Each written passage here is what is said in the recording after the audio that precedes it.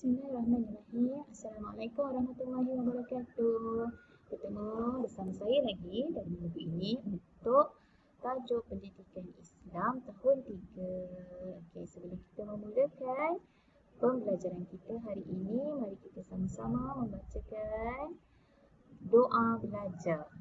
A'udzubillahi minasyaitonirrajim. Bismillahirrahmanirrahim. Allahumma ftah alaina hikmataka wa anshur alaina min khazaini rahmatika ya arhamar rahimin. Amin amin ya rabbal alamin. Jadi saya berharap agar anak-anak murid semua sedang bersedia untuk belajar. Jadi bersama-sama kita hari ini ialah buku Pendidikan Islam tahun 3, buku muka surat 32. Kemudian di akhir nanti kita memerlukan juga buku aktiviti Pendidikan Islam tahun 3. Okey, jadi apa tajuk kita pada minggu ini ialah bidang Al-Quran pengkhususan tajwid untuk tajuk hukum nun sakinah dan tanwin dalam tajuk izhar halqi. Jadi mari kita lihat sama-sama apa itu izhar halqi. Okey, izhar halqi berlaku hukumnya di dalam Al-Quran apabila nun sakinah, nun yang bertanda mati ataupun tanwin baris 2 di atas, baris 2 di bawah dan baris 2 di hadapan bertemu dengan huruf-huruf yang saya akan sebutkan ini. Huruf yang pertama adalah huruf hamzah, huruf hamzah. Yang kedua adalah huruf ha, huruf ha. Yang ketiga adalah huruf kha, huruf kha. Yang keempat adalah huruf ain, ain. Yang kelima huruf ghin, ghin. Dan yang terakhir sekali adalah huruf ha, huruf ha. Ada 6 huruf kesemuanya yang mana kalau anda lihat kat sini ada persamaan rupa dan juga sebutan di kalangan huruf-huruf ini. Jadi seterusnya kita nak melihat apa juga persamaan yang ada pada izhar halqi. Izhar halqi ini dikumpulkan dalam satu kumpulan kerana makhraj huruf izhar halqi ini adalah sama, iaitu berada di kerongkong. Di kerongkong, iaitu ada 3 bahagian kerongkong, pangkal kerongkong, tengah kerongkong dan hujung kerongkong. Huruf yang berada di pangkal kerongkong adalah huruf ghin dan kha. Huruf ghin dan kha. Huruf yang berada di tengah-tengah kerongkong adalah huruf ain dan juga ha. Huruf ain dan juga ha. Dan huruf yang berada di hujung kerongkong adalah huruf hamzah dan juga huruf ha. Apabila kamu menyebut ke-6 huruf ini dan memegang pada bahagian makhraj, tempat keluar tu, kamu akan rasa di mana huruf itu keluar. Jadi semuanya berada di kalangan kerongkong ini. Jadi kerongkong ialah halqu, jadi dalam kumpulan izhar halqi. Okey. Seterusnya kita nak melihat bacaan, cara bacaan izhar halqi. Apabila kita membaca Al-Quran, kita terjumpa dengan hukum nun sakinah atau tanwin yang bertemu dengan huruf hamzah, ha, kha, ain, ghin, ha. Apa yang kita kena buat ataupun macam mana cara kita nak baca? Perlulah kita membaca nun sakinah, nun yang bertanda mati tadi, dan juga tanwin dengan terang dan jelas tanpa dengung. Kerana izhar itu bermaksud jelas dan terang. Jadi kamu bila bertemu dengan hukum ini, kamu tidak boleh membacanya dengan dengung. Macam mana nak baca dia? Mari kita lihat contoh-contohnya. Okey, contoh-contoh izhar halqi ini kamu boleh buka muka surat 32. Saya buat sama macam dekat dalam buku ini. Jadi kamu boleh rujuk juga di dalam buku teks muka surat 32.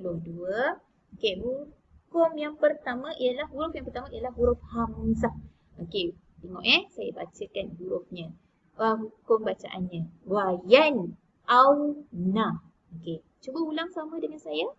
Wayan au na. Kita sebutkan huruf nun, kemudian kita sebutkan huruf hamzah yang berada di sebelah nun dengan jelas dan nyata. Okey, macam mana kita nak tahu itu adalah izhar halqi? Apa yang kamu kena lihat ialah bila kamu bertemu ataupun nampak hukum huruf yang bertanda nun mati ini, sebelahnya ada huruf izhar halqi yang 6 tadi, maka jelaslah di situ itu adalah hukum izhar halqi. Okey, yang kedua contoh hamzah ialah Min ayyi. Min ayyi. Okey, cuba ulang bacaannya. Min ayyi. Okey, seterusnya untuk contoh tanwin.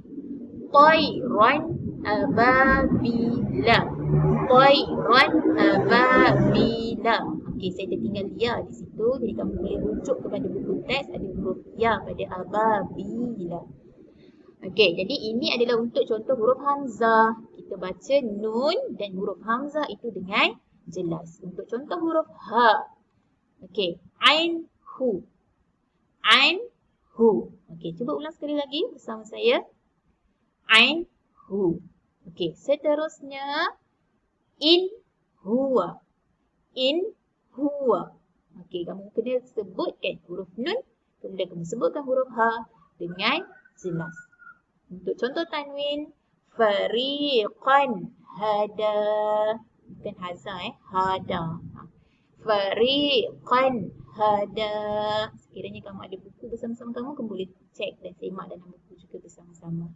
Okey, tapi kita nak lihat kepada tanwin, di sebelahnya ada huruf ha.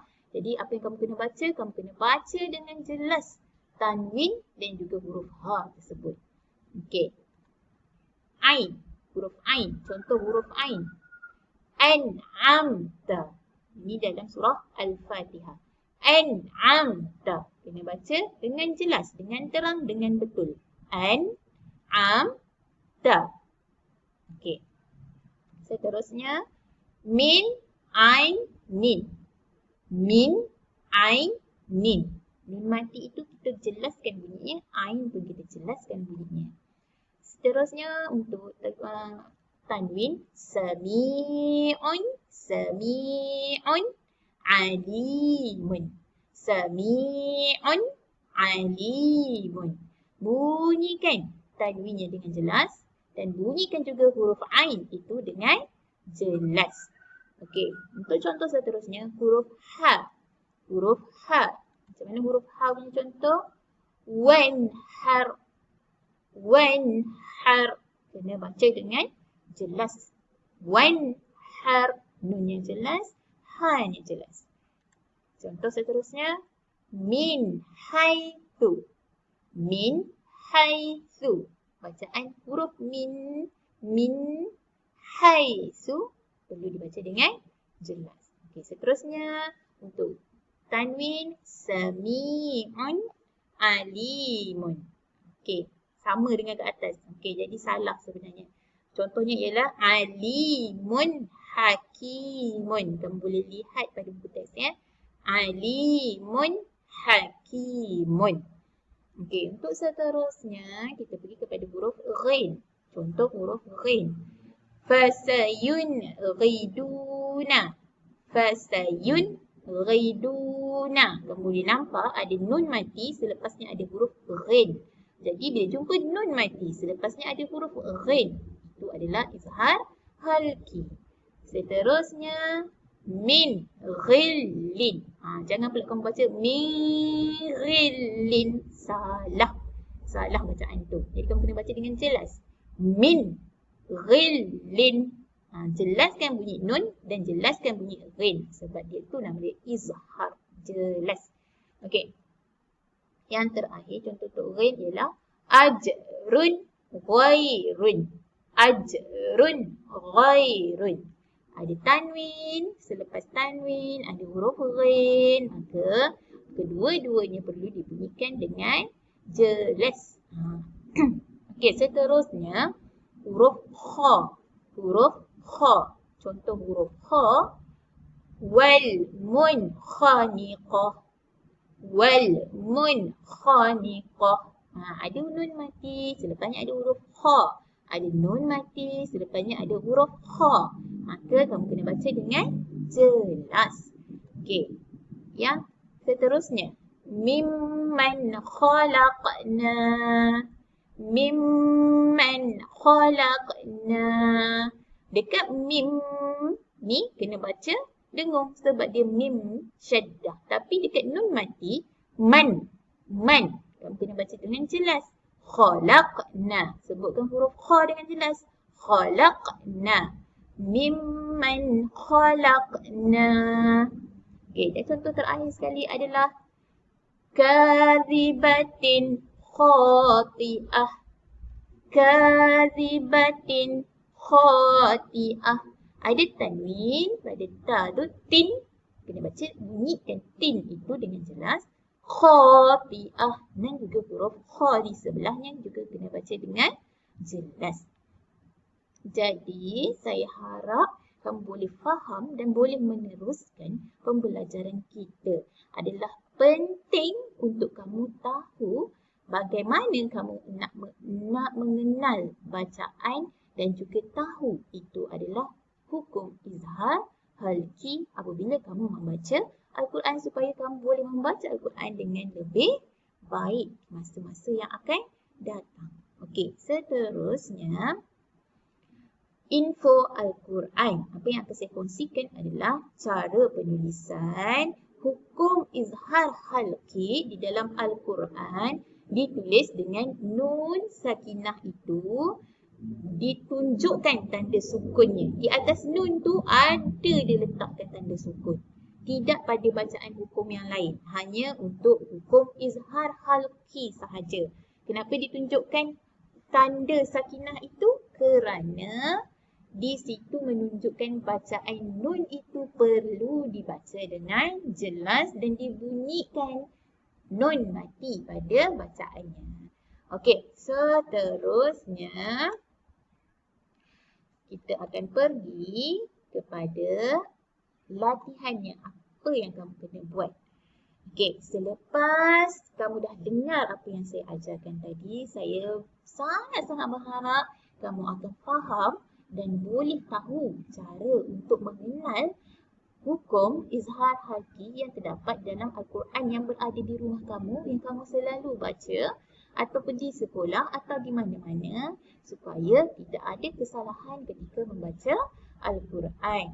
Jadi untuk latihan pengukuhan kamu boleh membuka buku kerja kamu, buku aktiviti kamu ni di muka surat 32 di sini, muka surat 32. Okey, dia ada hukum nun sakinah dan tanwin, baca dan tandakan right pada hukum izhar halki. Jadi kamu boleh buat baca, semak semula penerangan saya untuk kamu kenal, supaya kamu kenal yang mana satu hukum nun sakinah. Sekiranya itu hukum nun sakinah yang bernama izhar halki, mana kamu kenalah tandakan right pada hukum itu. Okey, saya harap kamu boleh faham bagaimana cara untuk membaca Al-Quran dengan lebih baik dan mengenal hukum tajwid dengan lebih baik dengan mendengar penerangan saya ini. Okey, sekiranya kita nak tengok sama ada kamu boleh faham ke tak bagaimana nak mengenal hukum nun sakinah ini. Okey, dalam surah Al-Alaq, ini kita gambarkan Al-Quran. Jadi macam mana kita nak tahu hukum nun sakinah dalam surah Al-Alaq ini apabila kita membaca Al-Quran. Okey, kamu lihat pada ayat yang kedua dalam surah ini yang saya kongsikan ini. Khalaqal insana min 'alaq.